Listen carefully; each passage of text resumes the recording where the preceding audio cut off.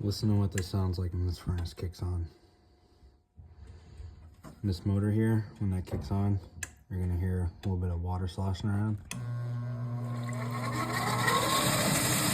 It shouldn't sound like that.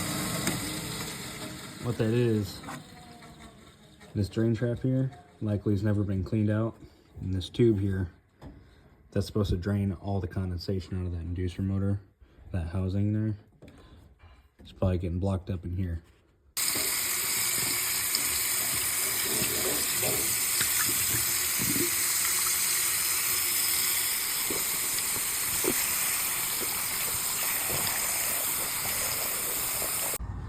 Alright, we got that cleaned out. Got it back on there.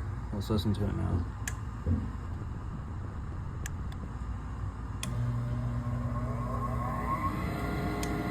It's much quieter.